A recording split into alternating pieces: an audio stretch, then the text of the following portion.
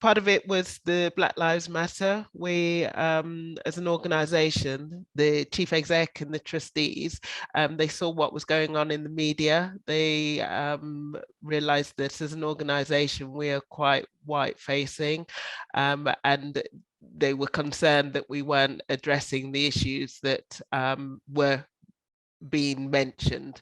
And so part of that, they asked me to complete a short survey of Black and Asian carers who had accessed our service but then were no longer accessing our service, and to find out what their needs are and why they weren't going forward with utilising the activities and things that we have on offer. The trustees also realised that early on in the pandemic, people of Black and Asian heritage were more likely to die from the COVID, and they acknowledge that maybe there's something we need to be looking at as well, because we're dealing with vulnerable people with quite serious health conditions within our work. So engaging with Race Equality Matters and the projects of Big Promise, it ticks so many boxes to start looking at what we needed to be doing as an organisation, and making sure that we were doing everything that we could, and it gave us a base to start with, because the things that people could sign up to were the start of addressing so many things that we were planning to look at.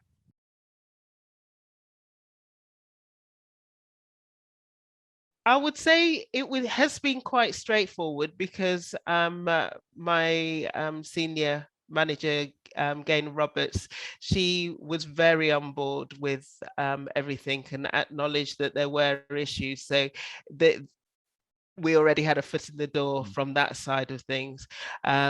Also, our chief executive, Mark Major, he was very keen to look and see how we can improve things as an organisation. And so from that side of things, it was pretty straightforward to put things in place. And we're running this Making Carers Count project, and part of our tender included the Big Promise and how we were going to apply that within our organisation. So from the very basis of what we're being funded to do included the Big Promise. And then as part of that, we've been rolling out the staff workshops in order for them to raise their awareness of what the project is and what they will be needing to do as staff members of the organisation.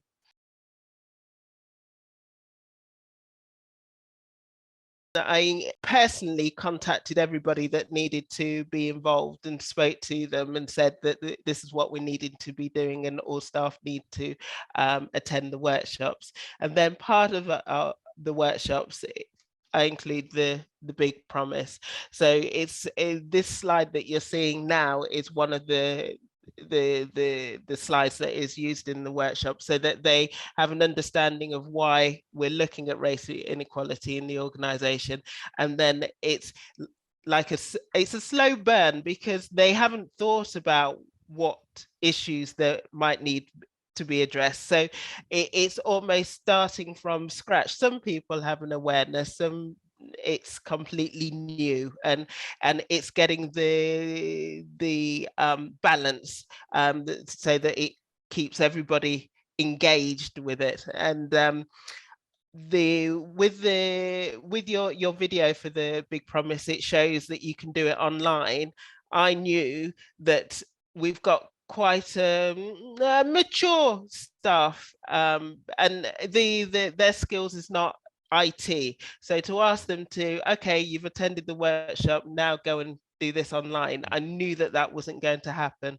So I printed out the promises, and part of the workshop is that we discuss the checklist of which promises that they would like to sign up to, and I take their pictures on the day as well. Some people say, "Oh no, I haven't got my makeup on," but but and then yeah, then my our lovely IT guy called Paul, he puts it all together as a big promise. Once they have an understanding of what is involved, why they need to be committing to their promise, then they complete it. Some people say, "Oh, this is a lot you're asking from me, Delia.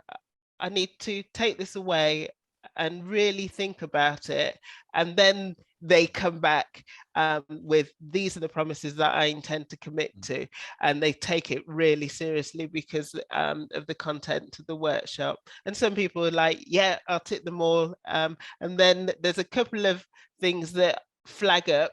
For example, signing up to addressing microaggression. Just throw that in there. People are, "What's microaggression?" And so it gives them an understanding of, oh, these issues. So it's and I see that the new slide, we've got feedback from the workshops as well. So there's quite a few words on there, but as you get in the slides afterwards, you can read those yourself. But what's nice with the feedback is it shows that they are taking on board what they're picking up and moving forward with that as well.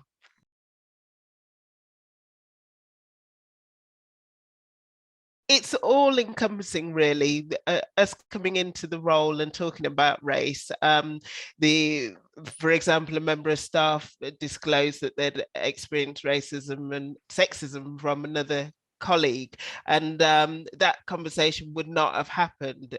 And because our chief executive has got zero tolerance, it went through everything that we needed to do, but they didn't take it any further, but they felt supported enough to disclose, and it was a safe environment to do so. The slide that you've got up at the moment, this one is from our away day, where we had the whole organization, trustees, chief execs, everybody that is involved in the Northamptonshire Carers attended that, and we looked at what the organization was doing going forward in the future. And one of the slides that the trustees and the chief exec have included is the big promise, along with our theory of change. So it's embedded in the organization now going forward. They understand it's an ethos. It's not it's giving a name to what we should all be doing, and that they've put it into the structure, the business plan. It's there.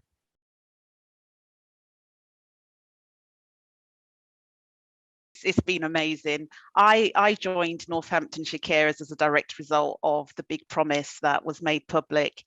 I knew I had worked with Delia previously in a different post, you know, and then we parted our ways and Delia joined this organisation. I was still working for the local authority. And the George Floyd, it impacted everybody everywhere. You had to be asleep, really, you know, under a rock somewhere if you weren't impacted by that significant trauma. So in my workplace, I was trying to have a conversation about what we could do differently, what it meant to people, why did it impact some more than others?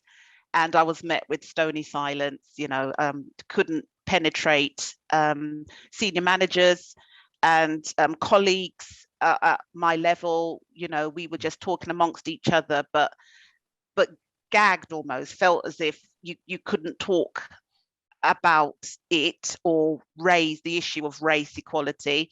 You know, we were kind of greeted with the all lives matters, not just Black Lives Matters, and it was really quite a defensive and difficult time. Anyway, while all of that was going on in my area, Delia was talking about how great Northamptonshire Carers were in terms of the CEO having this commitment to the big promise, and she started talking to me about the big promise. So I started talking to others about the big promise, but it kind of died. It didn't go any further there, but definitely with the support from the CEO at Northamptonshire Carers, and with Delia's determination as well, and with the support from the other senior leaders within the organisation, the big promise is something that they don't just talk about. It is really action and not just words. So when I saw the CEO's big promise, I read it and I thought, this is the kind of organisation that I want to work for. You know, I don't want to get too emotional, but it really is emotional. You're seen, your skills are recognised. You know, you're just treated fairly. The brave conversations are there. You know, everything is transparent. It's just a sensible, mature, respectful, dignified place to work. And the big promise gives us the big promise allows everybody to learn and to recognize that there are conversations that are difficult, but it's okay. So the workshops that have been rolled out, they have been rolled out. And when I started, I've been with the organization about 10 weeks now. When I started, everybody was talking about the big promise. You know, it's there, it's alive, it's buzzing, it's healthy, you know, it's brilliant.